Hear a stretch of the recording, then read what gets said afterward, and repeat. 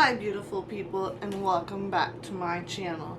Today we are going over what I read in July and what I plan to read in August. And I've already read a book in August, so we'll go over that too. But I only read a few books in July. And the first one I read in July was the best one. It was called The Astrology House by Carinn Jade. I think that was her debut novel. And basically what it is some couples go on this retreat to an astrology house. And they're using astrology, to figure out their problems. But Rennie, the astrology house, innkeeper or whoever is doing all of this, she might have some plans up her sleeves that she's not letting everybody else know about. And there's some personal dynamics there that are pretty shocking when you read them. So I highly recommend that book. I give it 5 stars personally. The next book I read was Middle of the Night by Riley Sager, and honestly, this I had high hopes for because the only one left by Riley Sager was my top read for 2023. It was my favorite book that year. However, this one got 4 stars. I thought I was going to give it a 5-star review in the end, but the ending wasn't what I thought it would be. So, basically, this guy, he moves back to his hometown, and something happened when he was a kid, and he's trying to figure out what exactly happened. They were staying the night, him and his best friend, in the backyard, and the boy disappeared out of the tent they were sleeping in, never to be seen again. So that was a really interesting story. I thought it was going to end up differently, and I was kind of disappointed in the ending. But anyway, our next book is Our Wicked Histories by Amy Goldsmith, and I thought this was going to be a 4-star, but it was a 3-star. So throughout the book, it was pretty good. And I wasn't even... Oh, do you know what? This was a NetGalley book, I believe, and it just came out. I did enjoy it. Oh, do you know what it was, why I gave it 3 stars? I basically guessed, like, the ending really early on.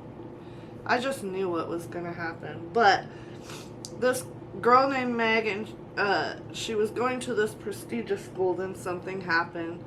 And she is going to this thing at Wren Hall where 2 of her friends are, in the Wren family.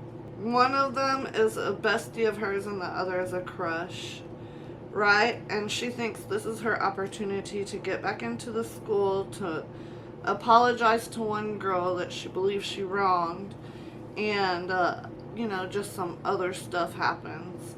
It was pretty good. I like the spooky atmosphere. I like old house, stuff and things of that nature. I do wish that the end was less predictable, like that, I was led to believe this one thing, but something totally different was going on. But I was led to believe this one thing throughout the story, and that's exactly what was going on. Do you know what I mean? So I gave it a 3 stars. It's a good book, and I did enjoy reading it. It was just very predictable. And I like figuring out stuff and being surprised. Do you know what I mean? So the book I read, and I think that's it, right? I read 3 books in July, yes, and I told you about all of them. A 5-star, a 4-star, and then a 3-star. But in August, I've already read a book, and it took me a couple of days. Never Lie by Freida McFadden. And I think I gave this like 4 stars. I'm not really sure. But basically, it's the story of this couple that goes to this house and they get stuck there, right? And they're at the house of this lady named Adrienne Hale, and she disappeared. Okay?